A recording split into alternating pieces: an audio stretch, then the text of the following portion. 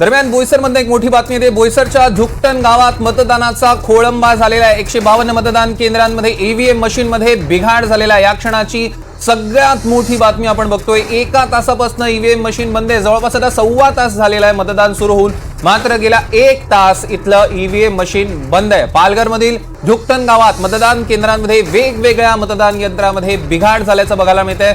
झुकटण जिल्हा परिषद शाळेतल्या बूथ क्रमांक 152 नंबरच्या मतदान केंद्रात ईव्हीएम मशीनमध्ये बिघाड आपण बघतोय। अवघा 1.25 तास उलटून गेलाय मतदान सुरू होऊन, मात्र त्यातच आता अशा अनेक गोष्टी समोर येऊ लागल्यात। एका तासापासून इथे ईव्हीएम मशीन बंद आहे। अद्यापही मतदान प्रक्रिया सुरू झालेली नाहीये।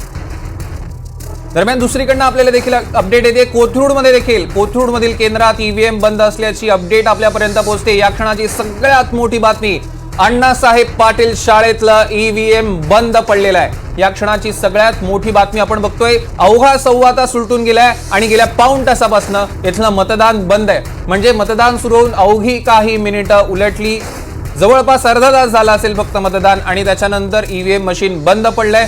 तांत्रिक बिघाड झालेला आहे, त्यामुळे मतदारांचा मोठा खोळंबा झालाय। अनेक मतदार तिकडे बाहेर थांबलेले आहेत मतदानासाठी। तर कोल्हापुरात देखील एक अपडेट येते। कोल्हापुरातील विक्रम हायस्कूलमध्ये ईव्हीएम बंद पडलेला आहे। या क्षणाची अजून एक मोठी बातमी आपण बघतोय। तिसरी घटना आहे ही राज्यातली। अवघा 1.25 तास उलटून गेल्यानंतर अशा घटना सातत्यानं समोर येत आहेत। कोल्हापुरात सुद्धा विक्रम हायस्कूल मधलं ईव्हीएम मशीन बंद पडलेलं आहे। आपण बघतोय राज्यभरात विविध ठिकाणी अशा घटना घडतायत। मतदार राजा खोळंबलेला आहे। उत्साहानं खरं तर बाहेर पडलेला होता। या तिन्ही ठिकाणी मतदार राजा आपला मतदानाचा हक्क बजावण्यासाठी, कर्तव्य बजावण्यासाठी, मात्र काही तांत्रिक कारणांमुळे तिथे बिघाड झाला। ईव्हीएम मशीन्स बंद पडलेल्या आहेत, त्यामुळे त्या मतदान केंद्राबाहेर आता रांगा लागायला सुरुवात झालेली आहे।